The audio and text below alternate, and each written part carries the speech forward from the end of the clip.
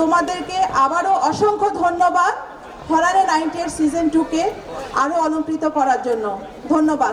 আমাদের স্মরণিকা সম্পাদকে যারা নিয়োজিত ছিল, বিশেষ করে প্রধান সম্পাদক আমাদের মোক্তার হোসেন এবং সম্পাদক আমাদের জুয়েল, তারা অক্লান্ত পরিশ্রম করেছে।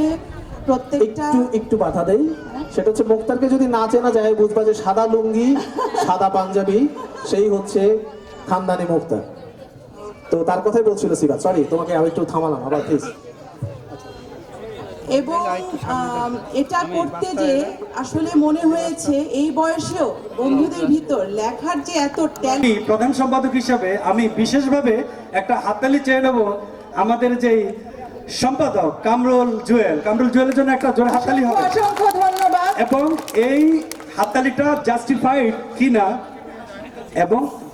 কিনা সেটা আপনারা যখন বা তোমরা যখন এটা খুলবে তখন তোমরা দেখবে।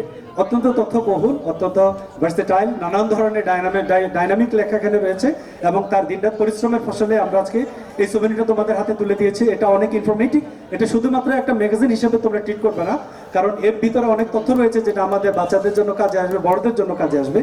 হরানে 98 মানে একেবারে প্রাণের গভীরের বিষয়, সেই গভীরতা নিয়ে আমরা এই স্মরণিকাটি সম্পাদনা করার চেষ্টা করেছি। এখানে তোমরা দেখতে পাবে 3টা পাখি বসে আছে।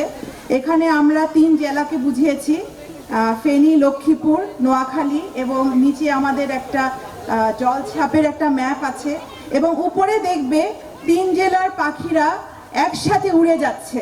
তোমাদের সবাইকে করতালি, এর ভিতরে তোমরাও আছো।